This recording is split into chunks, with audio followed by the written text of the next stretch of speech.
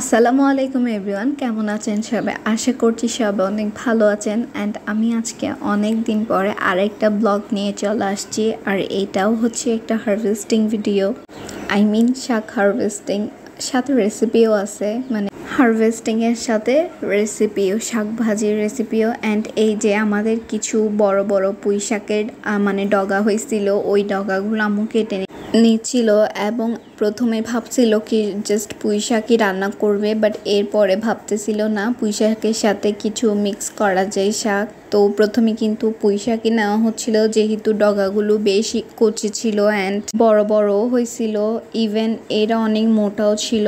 আর এই যে আজকে আমি আমাদের মানে যেই শাকগুলো ছিল ওগুলো দেখাচ্ছিলাম, এই যেগুলো ছিল পাট শাক, আর কিছু নতুন উঠতেছিল অ্যান্ড কিছু বড় হয়েছে।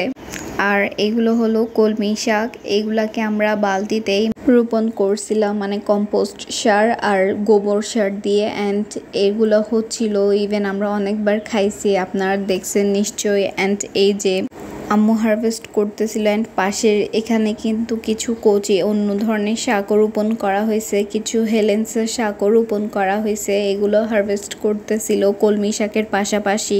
এগুলোকে বালতিতে বা ঝুড়িতে রোপণ করা হয়েছিল, যাতে মানে এগুলা কিছুটা আগা ফোটে বা ডগা হয়। তার কারণ আমাদের এখানে যেহেতু নিচে বালি ছিল, দ্যাটস ওয়াই কোনো মানে কিছুই হচ্ছিল না মাটি ছাড়া।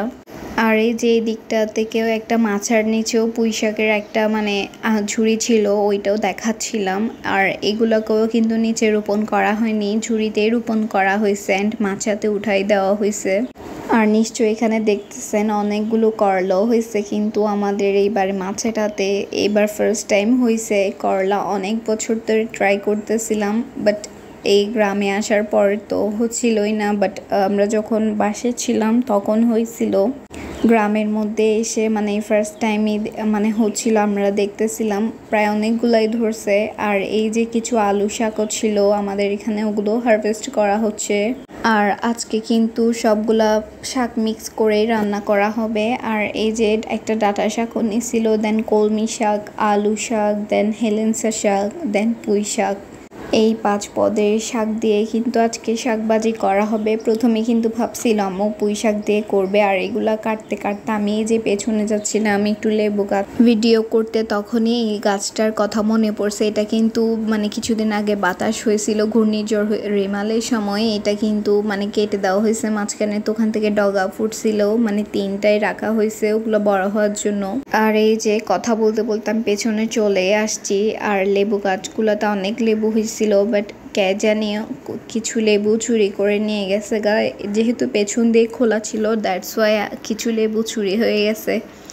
এটা প্রত্যেকবারই হয় আমাদের, মানে লেবু ধরলে লেবু কিছু চুরি হয়ে যায়। বাট মাশাআল্লাহ অনেকগুলো লেবুই আছে। এই 2টা গাছে কিন্তু অনেকগুলোই ধরছে, আর লেবুগুলি মাশাআল্লাহ অনেক সুগন্ধ। এগুলো মেইনলি ছিল সিলেটি লেবু। আর এই বিচিগুলো আমাদেরকে একটা দাদু দিছিল। আর এই যে আমি দেখাচ্ছিলাম, এইটা ছিল আরেকটা গাছে লেবু, এদিক দিয়ে চলে আসছে, ওইটার গোড়া ছিল এখানে। আর গাছগুলা কিন্তু একদম মানে কাত হয়ে গেছে, যেহেতু বাতাস হয়েছিল। আর এগুলো বেঁধে দেওয়ারও কোনো উপায় ছিল না, যেহেতু বড় ছিল অ্যান্ড ছড়াই গেছিল। আর আপনাদের যদি আমার ভিডিওটা ভালো লাগে তাহলে একটা লাইক দিবেন, আর চ্যানেলটাকে সাবস্ক্রাইব করে দিবেন, অ্যান্ড আমার ভিডিওটা ফ্রেন্ডস অ্যান্ড ফ্যামিলির সাথে শেয়ার করবেন। অ্যান্ড কেমন লাগলো এটা কিন্তু কমেন্ট করেও জানাবেন। দেন এই যে মানে আমি লেবুগুলো দেখাচ্ছিলাম, এটা আরেকটা গাছে, এটাতে কিন্তু বেশি হয়েছিল। এগুলো কিন্তু একটা লেবুরই বিচি ছিল, বাট 2টার সাইজ কিন্তু 2 রকম। এটা ছিল একটু গোল টাইপসের, অ্যান্ড প্রথমে যে গাছটা দেখাইছিলাম ওইটারটা ছিল একটু লম্বা টাইপসের লেবু। মানে 2টা 2 রকমই। আর এই যে আমি মানে ভেতর থেকে দেখাচ্ছিলাম পেছন দিক থেকে, আর আমি এসে দেখি আম্মু শাকগুলা কাটা হয়ে গেছে। আর শাকগুলো এত ফ্রেশ লাগতেছিল, মানে কাটার পর একদম অল্প করে হয়ে গেছে। অ্যান্ড এই যে কিছু রসুন অ্যান্ড কিছু শুকনা মরিচ, কাঁচা মরিচ তেলের উপর ভেজে কিছুক্ষণ, এরপরে যে মানে শাকগুলা ভেজে নিয়ে নাড়িয়ে মানে কিছুক্ষণ রেখে দেওয়া হয়েছে। অ্যান্ড এই যে আজকে যেহেতু পুঁই শাক ছিল বেশি, দ্যাটস ওয়াই লাল হয়ে গেছে।